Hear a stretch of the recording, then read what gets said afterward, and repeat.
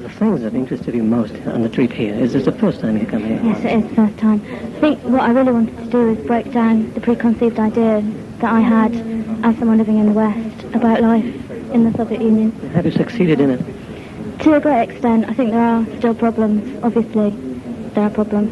What kind of? Well, as we said, particularly the problem about Soviet Jews, that is a major concern of the student movement in Great Britain. We have an organisation in Britain called the Soviet and Academic Campaign for Soviet Jews, and they campaign for the release of refuseniks from the Soviet Union, and we do a lot of work around that, and that's an issue that we've raised in all the meetings that we've had. In the first few meetings we had, we got the standard answer that, oh yes, they can go. They can only be refused if they have state secrets, but we know that that isn't the case.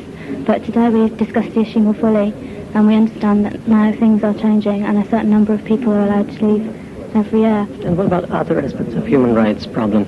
I think the question of human rights is a two-way process. I think Ronald Reagan was wrong to press the Soviet Union on human rights at the summit without making sure that his own house was in order first. I think in the West we've got a lot of questions to answer about human rights, for instance in Nicaragua and Southern Africa, and we believe that the Soviet Union is actually very positive on issues such as Nicaragua and Southern Africa.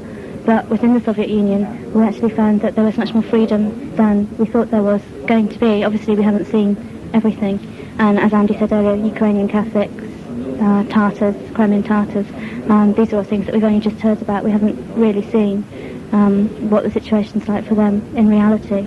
But I think we're all much more hopeful that people are actually trying to put the house in order in terms of human rights. What we do think that a fundamental human right is the right to associate freely and to organise politically freely. And we firmly believe in, as socialists, we firmly believe in pluralism. And I think that breaking down of stereotypes could be reflected by your wish to come back here again. Yes, I want to come back very, very much.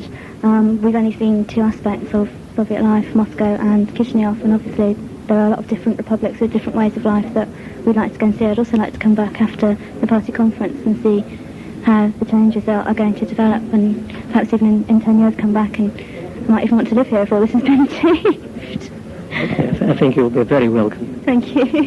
And maybe you discussed Afghanistan with your colleagues here. Yes, we have discussed Afghanistan.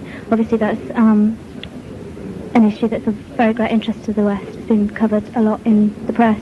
I think it's a very difficult issue for the Soviet Union, and we're very pleased that they're now pulling troops out. But I think the question won't stop there. Once the Soviet troops are out of Afghanistan, I think there will still be problems.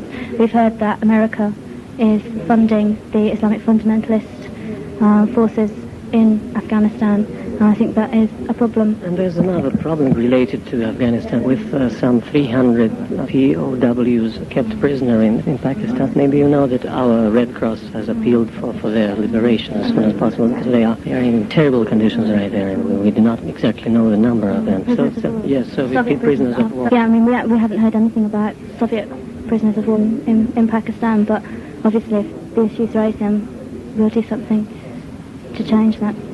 We are very worried about it because it's a gross violation of human rights, and our Red Cross appealed to the world public about giving us a helping hand.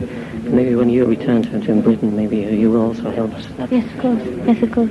Now, if your Red Cross has appealed to the world, then the issue will have been raised in Britain, and when we go back, we'll be able to find out more about it. But yes, it's a violation of human rights. And especially now that the Soviet Union has said that it will disengage from Afghanistan, then the Pakistani government should take steps to send prisoners of war back